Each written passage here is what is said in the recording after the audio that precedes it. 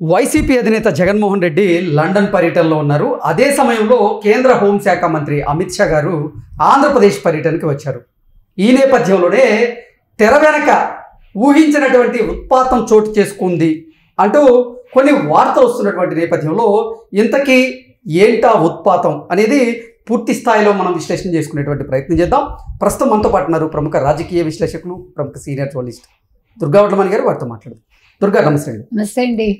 YCP అధినేత Jaganmohan Reddy London పర్యటనకు వెళ్ళారు. అదే సమయంలో కేంద్ర హోంశాఖ మంత్రి అయినటువంటి అమిత్ షా గారు ఆంధ్రప్రదేశ్ పర్యటనకు వచ్చి ఆంధ్రప్రదేశ్ ముఖ్యమంత్రి వర్యులు చంద్రబాబు గారితో అలాగే పవన్ కళ్యాణ్ గారితో భేటీ అయ్యారు. ఈ నేపథ్యంలోనే తెర వెనక ఊహించినటువంటి ఉత్పాతం చోటు చేసుకుంది అంటూ కొన్ని వార్తలు వస్తున్నాయి. ఇంతకీ ఏంటా ఉత్పాతం అంటే ఏం చెప్తారు? ఇప్పుడు మీరు చెప్పినట్టుగా మొత్తం సినారియో మారిపోయింది. ఒకప్పుడు జగన్మోహన్ రెడ్డి పరిగెట్టుకుని వెళ్ళేవాడు ఢిల్లీకి. ఎందుకు వెళ్ళేవాడు? కేసుల కోసం. అప్పుడు ఎవరైనా వచ్చారా స్టేట్కి? ఆంధ్రప్రదేశ్కి జగన్మోహన్ రెడ్డి ముఖ్యమంత్రిగా ఉండగా అమిత్ షా ఇలా వచ్చారా? అమిత్ షా వచ్చి ఈ రకంగా మాట్లాడాడు ఎప్పుడైనా? మోదీ గారు వచ్చి ఈ రకంగా మాట్లాడారా? మొన్ననే మోదీ వచ్చి వెళ్ళారు, మళ్ళీ వెంటనే అమిత్ షా వచ్చారు. వచ్చి వాళ్ళు 3 లక్షల కోట్లు ఇంతవరకు మేము ఇచ్చాము రాష్ట్రానికి, అమరావతి అభివృద్ధికి కావచ్చు, పోలవరం ప్రాజెక్ట్ నిర్మాణానికి కావచ్చు, మిగతా వాటికి కావచ్చు, మేము ఇంకా చేస్తాము అని చెప్తున్నారు. గతంలో ఎప్పుడైనా ఇలాంటి మాటలు వచ్చాయా? ఎంతసేపు ఇక్కడి నుంచి వెళ్ళటమే తప్ప అక్కడి నుంచి వచ్చాయా? ఇప్పుడు మొదటిసారి కూటమి ప్రభుత్వం ఏర్పడ్డాక, అసలు కూటమి ఏర్పడమే మనకు తెలుసు, పవన్ కళ్యాణ్ చొరవ కావచ్చు, బీజేపీ ముందు సుముఖంగా లేకపోయిన తర్వాత సుముఖంగా అయ్యి పురంధేశ్వరి గారు కూడా అందులో ఇన్వాల్వ్ అయ్యి మొత్తానికి చక్కగా అన్నీ జరిగి కూటమి ఒక బంపర్ మెజార్టీ తోటి వచ్చి తర్వాత మనం ఏది దేవరిచ్చట్లా అన్ని రైట్ రాయల్గానే జరుగుతున్నాయి చెప్పాలంటే. అంటే చంద్రబాబు నాయుడు గారు వెళ్ళి అడుగుతున్నారు, అడగడం తప్పులేదు కదా. రాష్ట్ర ప్రయోజనాల కోసం ఆయన వెళ్తున్నారు, అంతేగాని వ్యక్తిగత ప్రయోజనాల కోసం వెళ్తాల. గతంలో లాగా జగన్మోహన్ రెడ్డి లాగా వ్యక్తిగతం కోసం వ్యక్తిగత ప్రయోజనాల కోసం ఈయన వెళ్ళాల. అదేవిధంగా పవన్ వెళ్ళినా కూడా నిధులు అడుగుతున్నారు తప్ప రాష్ట్రానికి ఇది చేయండి అది చేయండి అని అడుగుతున్నారు తప్ప నాకు ఇది కావాలి, నాకు ఈ పోస్ట్ కావాలి, లేకపోతే నాకు వ్యక్తిగతంగా ఈ ప్రాబ్లం ఉంది, లేకపోతే నాకు వ్యక్తిగతంగా కేసులు ఉన్నాయని ఏ ఒక్కరూ మాట్లాడలేదు ఇంతవరకు. అవసరం లేదు. అంటే క్లీన్గానే ఉంది వాళ్ళ బ్యాక్గ్రౌండ్ చూసుకుంటే మనం. కాబట్టి ఇవాళ అమిత్ షా గారు వచ్చి మాట్లాడుతూ ఉంటే లండన్లో ఉన్నాడు జగన్ కదా. లండన్లో కూతురు గ్రాడ్యుయేషన్ కోసం వెళ్ళాడు ఆయన. అది ఎంత చిత్రంగా జరిగిందండి. లాస్ట్ మినిట్లో జడ్జి మారిపోయి ఆయనకి పర్మిషన్ వచ్చి, యాక్చువల్గా ఆయన వెళ్ళి పూచీకత్తు ఇవ్వాలి కదా, డబ్బు కట్టాలి కదా వ్యక్తిగతంగా. దానికి మినహాయింపు ఎలా వచ్చింది అనేది మనకు అర్థం కావట్లే. ఈయన వెళ్ళిపోయాడు.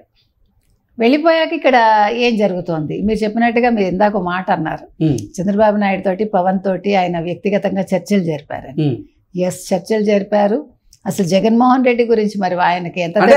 ఇప్పుడు అమిత్ షా గారితో భేటీలో చంద్రబాబు గారు అలాగే పవన్ కళ్యాణ్ గారు అనేక రాజకీయ అంశాలను చర్చకు లేవనెత్తారని, అందులో భాగంగా జగన్మోహన్ రెడ్డికి సంబంధించినటువంటి అంశం కూడా చర్చకు వచ్చింది అన్నట్లుగా కొన్ని వార్తలు వస్తూ ఉన్నాయి.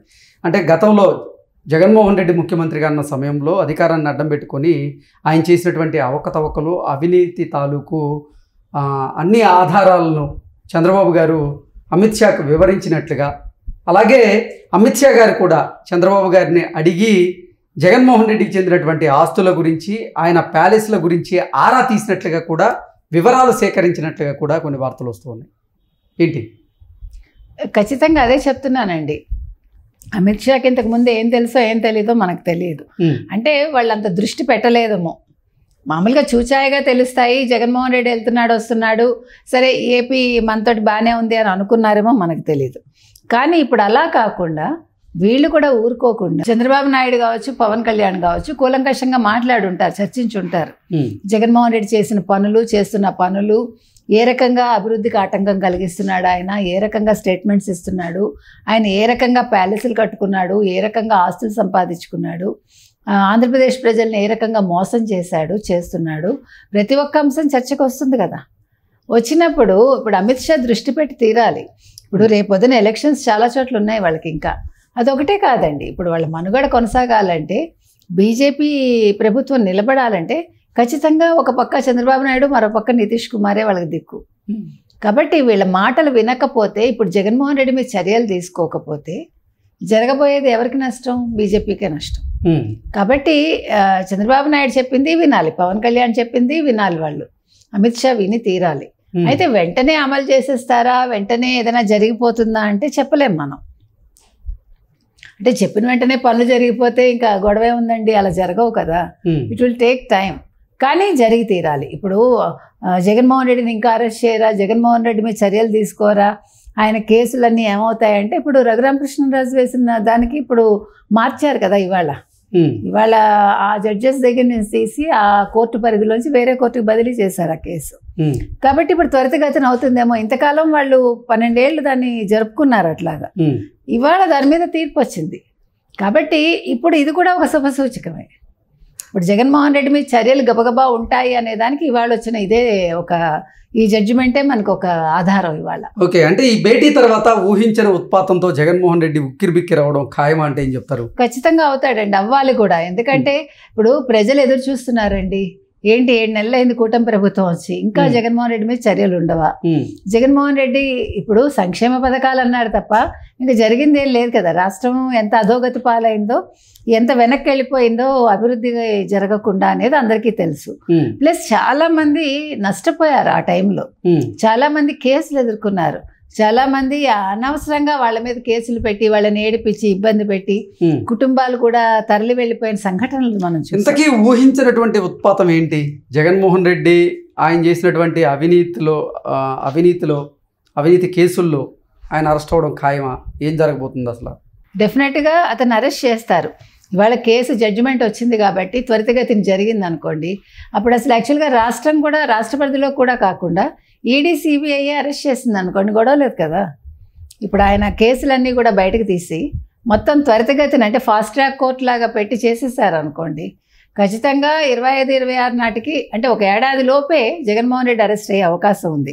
ఇవన్నీ జగన్మోహన్ రెడ్డి ఊహించుంటాడు. ఇప్పుడు జగన్మోహన్ రెడ్డి లండన్లో ఉన్నాడు కాబట్టి నిన్న జరిగిన సమావేశం ఏంటి, ఈరోజు జడ్జిమెంట్ ఏంటి, వాటికి తెలుసుకునే ఉంటాడు ఆయన. తెలుసుకున్నా చేయగలిగింది ఏమీ లేదు.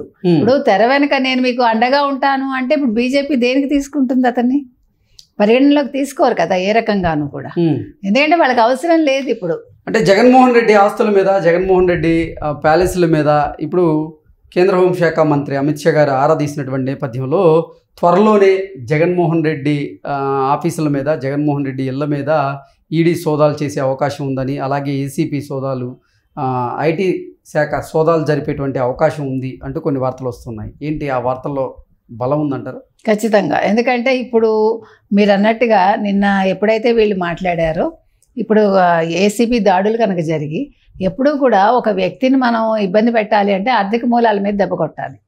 కాబట్టి ఇదేంటది ప్యాలెస్లు కావచ్చు, ఆయన సంపాదించిన ఆస్తులు కావచ్చు, వాటి మీద ఒకసారి దృష్టి పెట్టారనుకోండి, ఇంత ఆస్తి ఎలా వచ్చింది, ఈయన ప్యాలెస్లు ఎలా కట్టగలిగారు అని ఆలోచిస్తే అప్పుడు వాటి మీద వేటు పడితే ముందు ఆర్థిక మూలాలు దెబ్బతింటే మానసికంగా కుంగిపోయాక మనిషికి కేసులు కూడా ఈలోగా అన్నీ ఒక కొలిక్కి వచ్చి జగన్మోహన్ రెడ్డి అరెస్ట్ అయ్యే అవకాశం ఉంటుంది కదా.